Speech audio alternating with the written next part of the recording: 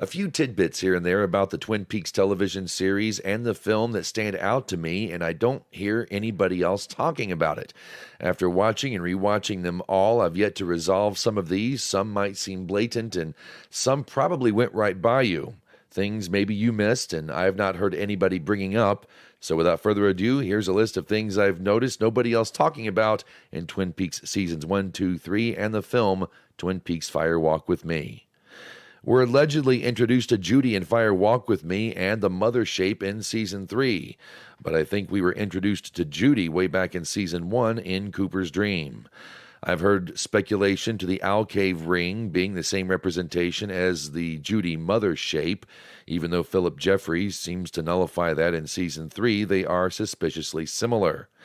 Notice when the arm begins rubbing his hands together in Cooper's dream, a shape will float behind the curtains of the waiting room. It is undoubtedly similar to the Owl Cave diamond shape, but I can't help wonder, is this indeed the Mother Judy shape as well? Ambiguous, but it's definitely there.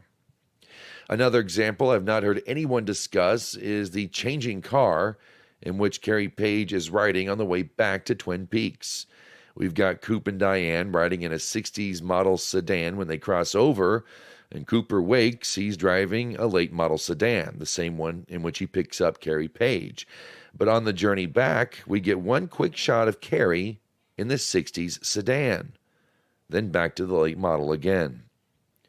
You might have noticed the two wall socket numbers combined to make 315, and this is, of course, Cooper's Great Northern Room Key from long ago. The rotten spiritual finger in the Judy projection in Sarah Palmer. You might remember Gordon Cole's explanation of the spiritual finger on the plane to the Lady Christabel. The ringing at the Great Northern. Now, Cooper's notion in Series 1 was that the place with the many rooms was the Great Northern Hotel, yet we're later led to believe it was the Black Lodge. But the Great Northern winds up containing a portal that will eventually lead Cooper to the Dutchman's Motel, another place with many rooms. No one ever talks about the floating kid with the green vomit either, and why not? Speaking of nauseating characters, who's the dude in jail? Is this Billy? We heard Billy showed up leaking blood from his face before he disappeared, and we get a pool of blood below this guy in jail. In fact, sickness is a thing in Twin Peaks Season 3. Harry Truman, Beverly's husband. We have some folks discussing the timeline changes in the story. Some are very blatant, but not the Roadhouse's no smoking sign during most of the show. It's hanging right there in the camera's eye. But we also get a guy sweeping up a pile of cigarettes to the Booker T and the MG's Green Onions scene at the Roadhouse, where we also get a Jacques Renault, alive and well, with generations of history and prostituting young girls alive and well with him.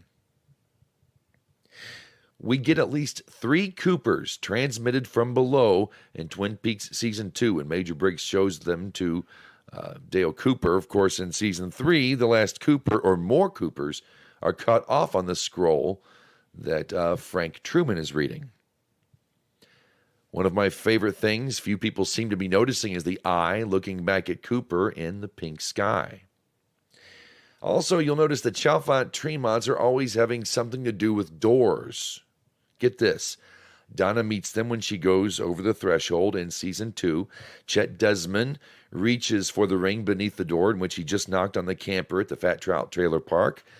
Mrs. Chalfant hands Laura a painting of a doorway and directs her through a doorway in her dream. And of course, in the Season 3 finale, a Tremont-Chalfant connection in a doorway. How many pasts are there? Are glitches happening in the same universe, or until crossing over, or after? I need help with these guys. Any Twin Peaks fans have a clue as to what I'm talking about? Would love to hear from you by leaving a comment down below. I'm Jack Taylor, and I will see you in the trees.